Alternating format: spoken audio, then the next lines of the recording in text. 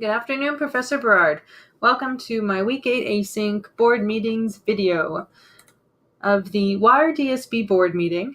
There was a large table with the board members, and there was a section for the public, which was somewhat full. There was quite a few people sitting there, after which I realized they were getting awards. So that's why they were there. Of the members of the board, there were, of what I could identify, the trustees, superintendents of the schools, and student trustees. I know that the trustees are elected members from their region or the ward from what they represent, and the chair, after I did a little bit of research, I realized that the chair is actually elected from the group of trustees that are elected to the board.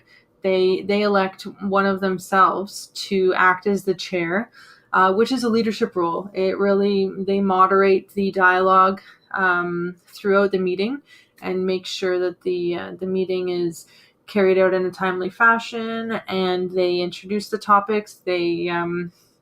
They're the one making sure that everyone's voice is being heard and addressing the concerns of the other trustees and members of the public.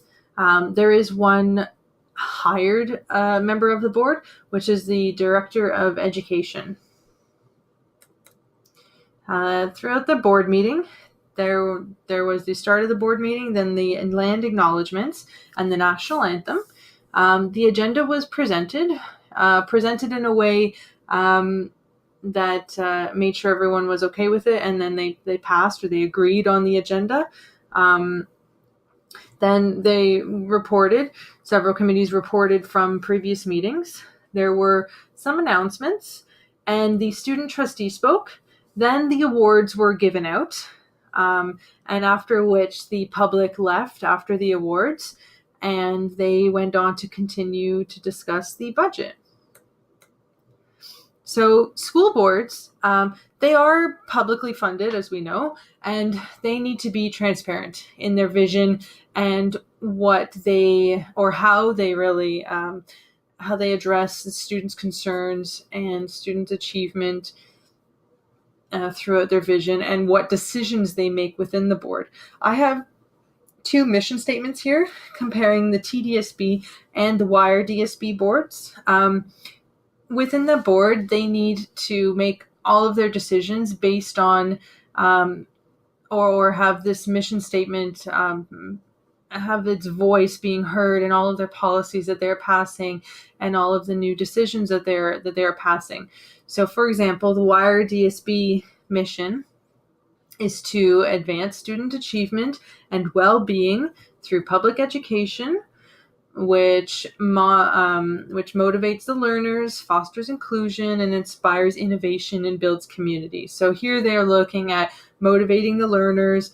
Inclusion is a huge thing, student achievement, and the student well-being, which I think they are linking to mental health.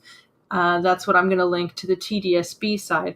They also have certain areas that are similar, but in looking at this and being a teacher looking for a job, I'm going to for sure look at the mission statements of the boards. I didn't realize that they each have their own vision of what education should look like.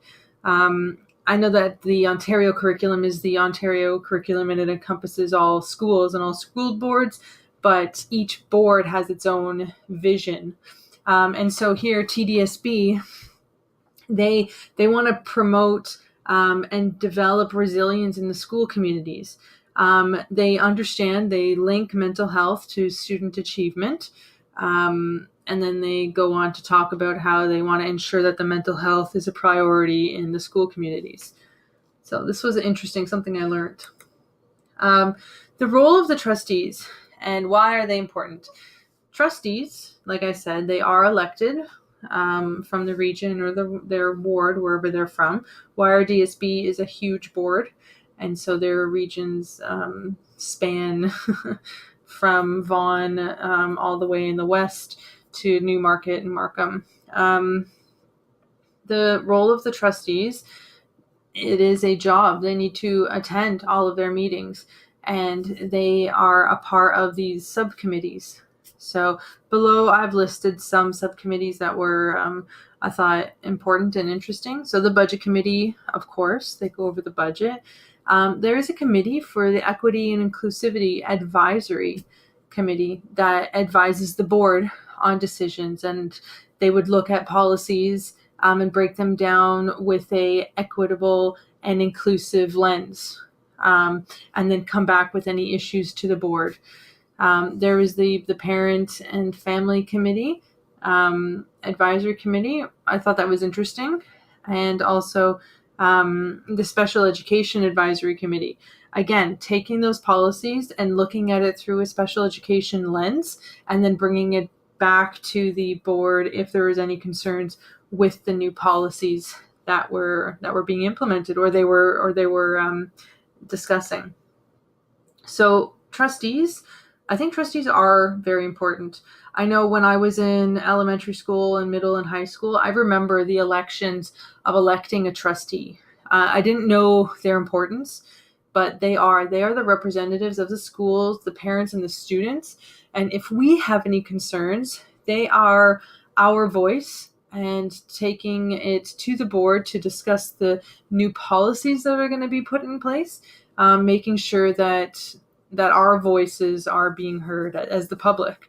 So when I'm a teacher, I will make sure that I can I'm involved in the election process, which I usually am, but also making sure that my parents of my students understand what the role of a trustee is and why it's important.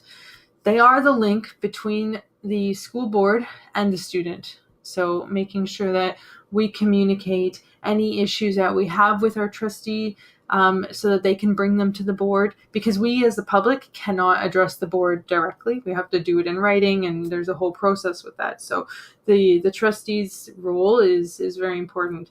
And I think this was an amazing opportunity to learn about this going into a profession such as teaching, which is a very public profession, and it needs to be transparent, which is why the school boards have all of these policies regarding the election of the trustees being representatives, and having all of this available on the internet, and also having the board meetings open to the public, I think is a good way of keeping everything transparent. So thank you so much. I hope you have a good summer, and we'll see you later. Bye.